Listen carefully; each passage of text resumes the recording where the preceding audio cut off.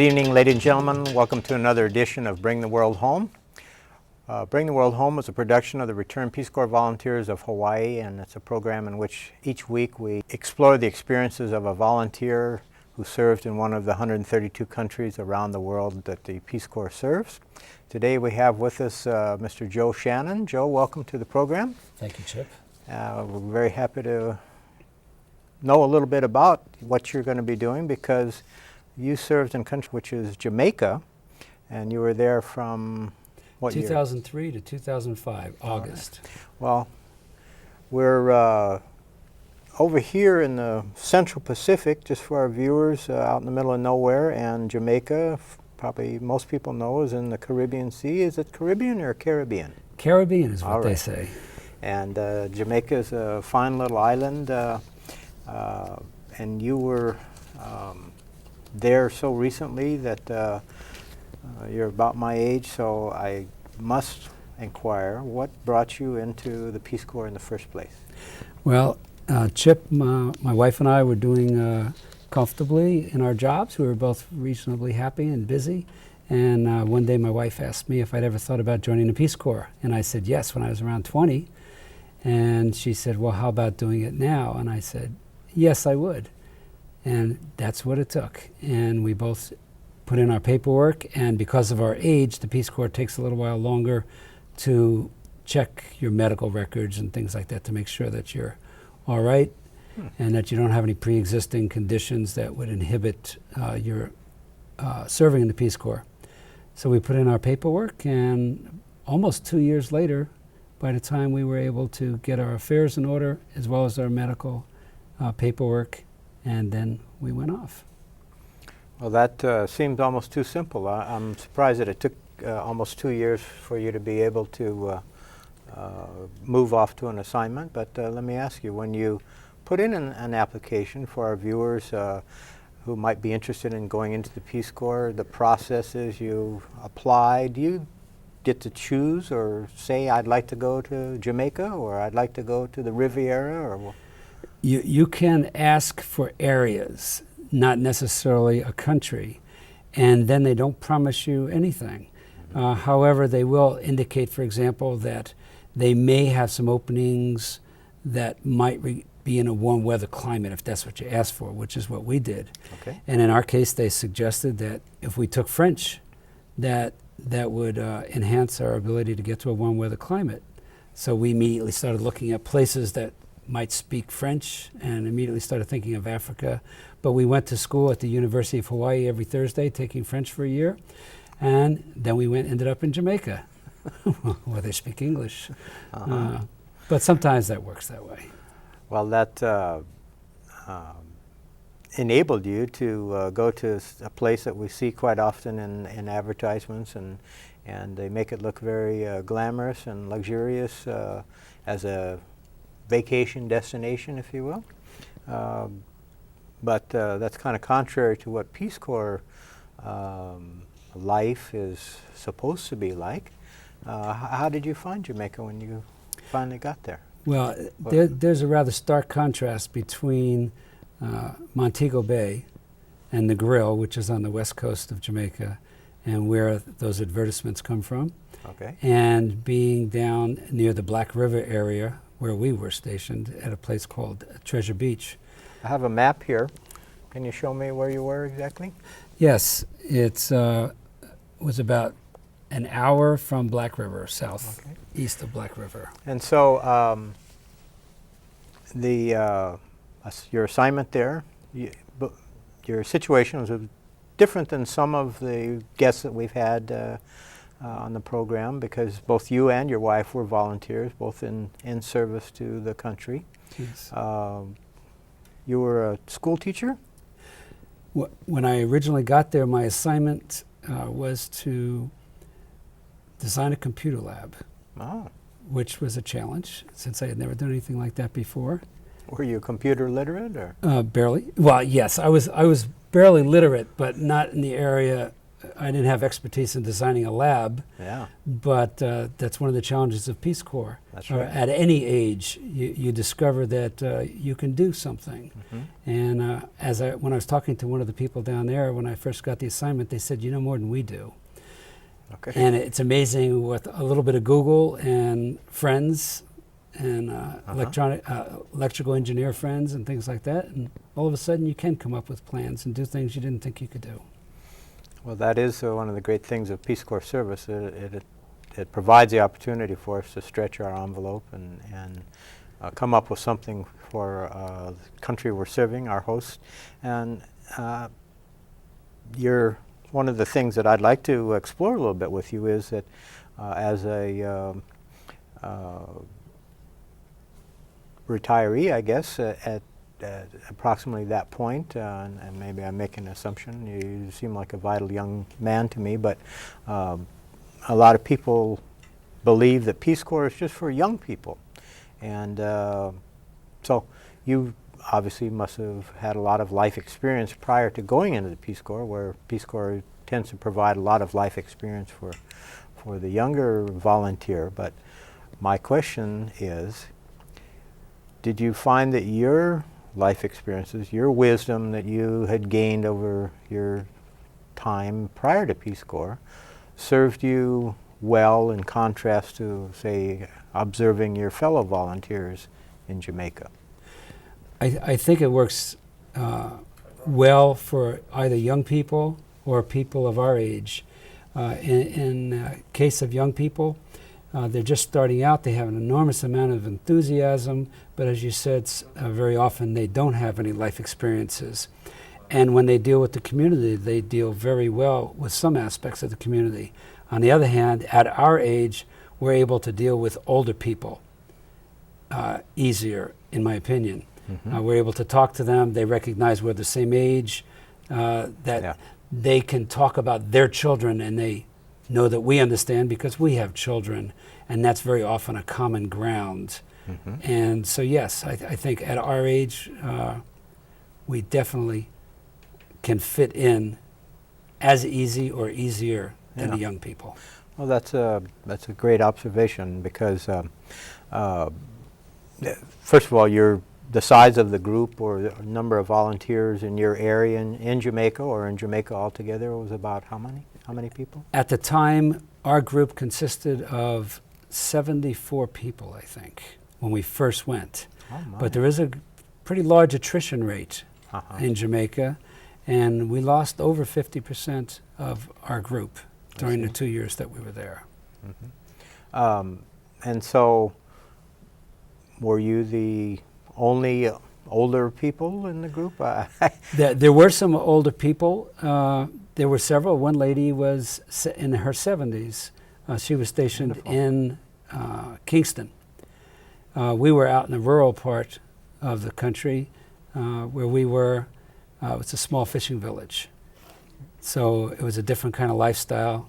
We had a small little house, but our back porch, we were in a goat field. So that was a little different from being in the city. But we wanted something different. Sure. There was no guarantee again, but we had requested that we go to a rural area. We felt that if we were going to go into the Peace Corps, that was our image of the Peace Corps, was more of a rural image rather than being in the city working in for example, for a government agency. And those people do a lot of good, but that wasn't our image. Mm-hmm. So Peace Corps is involved in every aspect of a country's life.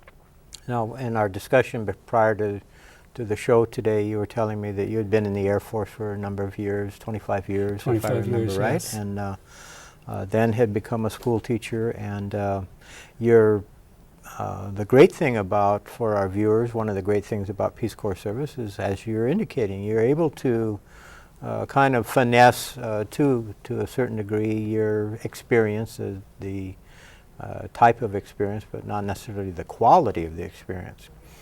You served there you and your wife served for 2 years? Slightly over 2 years, Standard yes. Peace Corps service term.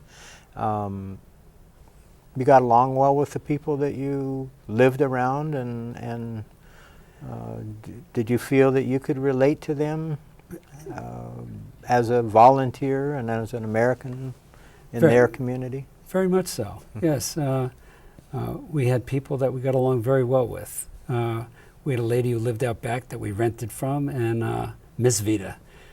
In Jamaica, if you're a lady, you're Miss Vita or Miss Jane or whatever it is, and if you're a man, you're Mr. Joe or Mr. Chip. Oh. But yes, we related very well. Everything from she would bring us food, or my wife would make something and bring it over to her, and those little niceties Yeah. did very, very well. Yeah, we got along well. And did they, okay, so you lived in a rural area. Was it Yes. a village, a small town? It was or- a small village. I wouldn't call it a town, no. Yeah. And then did people understand, first of all, I don't know that much about Peace Corps' history in Jamaica. Have they been there quite a while? Yes, since the beginnings. Since the They've been there for beginnings, so 40 since the years. 60s. Yes. So obviously, and the country's fairly small, so there must be widespread knowledge of Peace Corps volunteers. Was that the case in your village? Yes, they were aware of Peace Corps,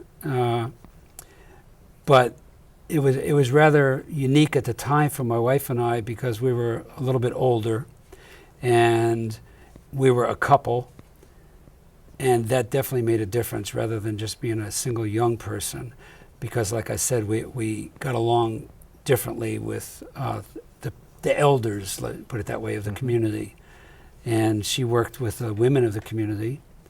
And I worked with the school after designing and getting the computer lab up. I worked with the teachers on how to utilize the computers and trying to get computers for the school and showing them how they could use those computers for their curriculum. Oh.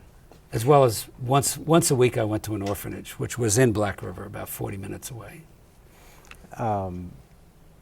I'd like to explore that a little bit, but so the people in the community knew that you were there to try and accomplish a mission. Did they think that your presence was worthwhile, or did you have any sense that there was they were just tolerating you because they had no choice, or did they really recognize that you were doing something for them? I think parts of the community recognized that we were there to do something for them. In order to get a Peace Corps volunteer... Or maybe with them. With them, yes. Yeah. I think that's better. I think with them is better than for them. In order to get a Peace Corps volunteer, someone in the community must request that volunteer. Right. So there has to be a certain element of the community that really truly wants you in order to get you to begin with. So yes, when we got there, we were very welcomed. They assisted us to find housing. People knew who we were. We rode. There was no transportation, so we did eventually get bicycles. So we would ride around our bikes, and everybody would wave to us, and knew who we were. Yeah. So yeah, I'd say we were very accepted. And the nature of this program is bring the world home. The idea is one of the things that one of the three goals of Peace Corps service in the first place is that to bring back an understanding of the people around the world, and in this case Jamaica, to back to your home. What do you feel that you've brought back with you now after you've done the service? Without having gone much into the nature of the service, did you accomplish something? Was it successful in measurable terms, or is it something that that you can really put your finger on for yourself and for our audience? Yeah, I think it was successful in terms of having a checklist. For example, my original challenge was to design a computer lab. So I could check that off. It was accomplished. And then it was to try to train, and I use the word try because sometimes it's not easy to get people who are using pieces of paper to attempt to use a computer. Mm-hmm. But I was successful working with some of the teachers who were open to it. And so, yes, I could check that off. And I was able to assist some of the children to be exposed to a computer, to learn how to type, since we didn't have the internet at the time, and to understand a little bit more of what computers could do. So in that sense, very much I could say, yes, I accomplished A, B, and C. Mm-hmm. On a broader sense, and what you mentioned of bringing Jamaica back with me, or did I bring America to the people? A year later, I'm only really now beginning to try to figure out exactly what happened. And I think it is an evolution. I don't think you instantaneously leave it and say, oh boy, wasn't I wonderful, didn't I do X, Y, or Z? Mm-hmm. Because all of a sudden I realize, gee, I think I learned a lot down there about myself, about completely different people with different backgrounds and a different history, but who were so similar. In so many ways, as I said, whether we were talking about our children or our goals or our ambitions or what we wanted out of life. So I'm just beginning to absorb that, I think, a year later. They speak English in Jamaica, is that right? Yes, they do. Or patois. They speak English. patois, and patois is a broken, well, I call it a broken English. They wouldn't necessarily agree. I would equate it to pidgin. And if we look at pidgin, very often people will say this was the coming together of different languages on a plantation along with English and how they got to communicate. Well, the history in Jamaica, many of the people came from Ghana originally when they were brought over as slaves. Okay. But they also were different tribes who had to come up with their own language, also with English. So if you listen to someone speaking pidgin and listen to someone speaking patois, you would find great similarities. So yes. that was rather interesting. Uh-huh. So you had even though it wasn't a foreign language, you had a background in understanding pidgin by virtue of living here in Hawaii and kind of getting the gist of how a pidgin or a patois or a conjugation of English works out in probably many countries around the world. Actually, it actually gave me a greater appreciation for pidgin by being involved with patois, because I recognized where it came from, where the patois came from, mm-hmm. and that just made me appreciate how much more of what occurred here in the islands. The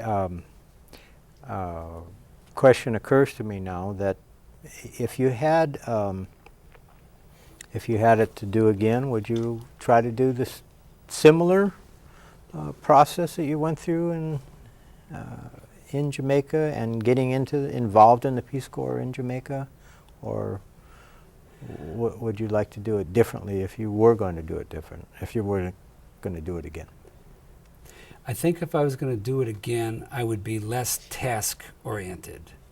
I think as an American, we want to resolve problems. We want to be able to have that checklist on what we accomplished. Sure. And I think I still would have done certain things, such as the computer lab, and attempted to assist the teachers and the kids. But I think I would have been more open to their culture. I think I was more task-oriented, so I think I would do that differently. But I would still go. Okay. Yes. Are you saying that as an American then you were trying to do too much and you missed out socializing with people? Perhaps. I mean, that's one of the goals of Peace Corps, right? Is as we were talking about earlier, you get to know the people. Let them get to know you as an American and as an individual. And I know in my service, initially I was wrapped up in getting something done.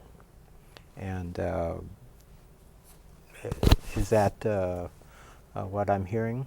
Yes. To a degree. To a degree, not completely. I feel like I did Couldn't call yourself an American if you didn't get No, yeah, but yeah, I do think I missed out a little bit on that. Uh-huh. But I'm still comfortable with what I did.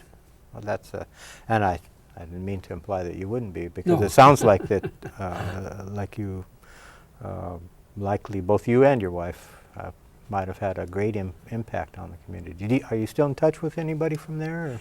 Yes. You've been back about a year, you said? Yes, one of the teachers. I still communicate with one of the teachers, and By email? yes, yes.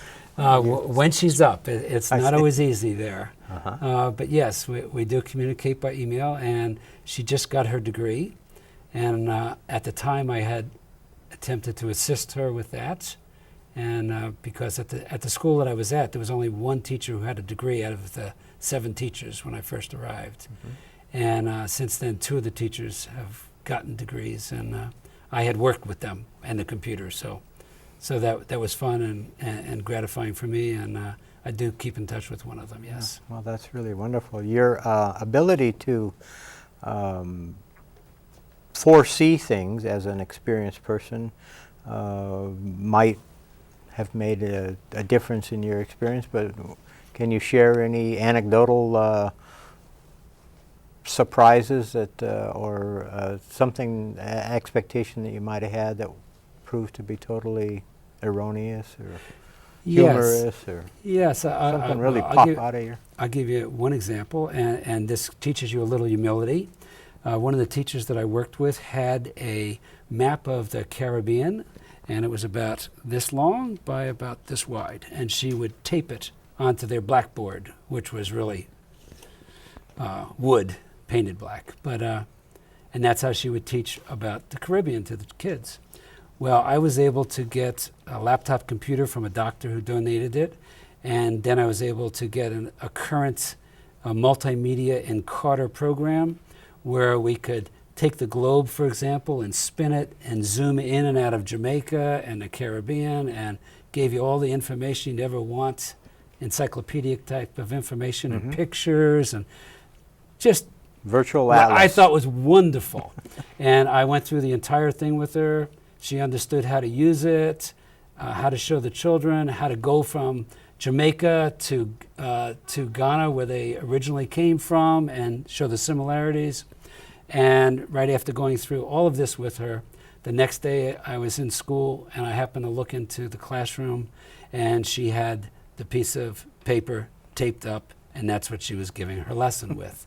So I wasn't quite as wonderful as I thought I was. I see. Well, that's A little humility there. a great lesson in that.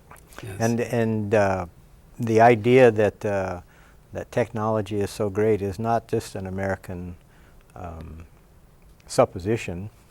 The basis of your service is probably took her now to a point where she's utilizing multimedia PowerPoint presentations. Hopefully, even at least there thinking was an exposure, at least for that particular teacher. I did have 2 teachers that really did embrace it. The observation, are students the same there as high school students in Honolulu High School? No, I had, it was grade school. I had, Grade school, okay, excuse me. usually I worked with 4th, 5th, and 6th graders. Absolutely the same, but under extremely difficult conditions. For example, the 6th grade, we had 50 children in a classroom. There was no fans that worked. It was open air, very hot conditions, and desks that were primitive.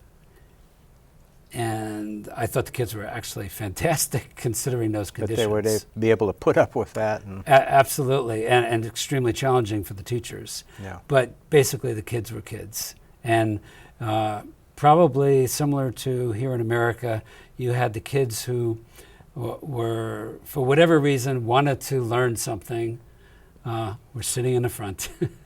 And the kids who wanted to mostly fool around were sitting in the back. And different than here, that an awful lot of the children at that level still couldn't do their ABCs. So that was kind of sad. but that's the way it was. Yeah. And is that because they were kept out of school because they had to help the family? Would be Partly. my stereotypical. Yeah, I think it assumption. started out that way, to help the family, and there was an awful lot of the parents who were illiterate. So they might send their children, but they didn't particularly see a problem The with value of it. Yeah, the value of it wasn't the same. Yeah. So, We just have a minute left, Joe, and I'd like to ask you one last question, and that is, would you go back again? And now you've told me you're enjoying a lot of freedom in your life and lifestyle. Is it worthwhile going back into the Peace Corps another time, and perhaps going to a French-speaking country this time? no, Chip, I think I'll pass this time. You've done it. Well, we really appreciate your being with us today, and you have a great sense of humor, and I think that people that have the joy of life that you seem to exude would do very well to be able to go into the Peace Corps. So I invite all of our viewers to consider service in Peace Corps or some kind of volunteer service, but especially Peace Corps if you have an interest in going around the world. We thank you for coming to see us each Monday evening here at Olelo Channel 53, and please come again. Good night.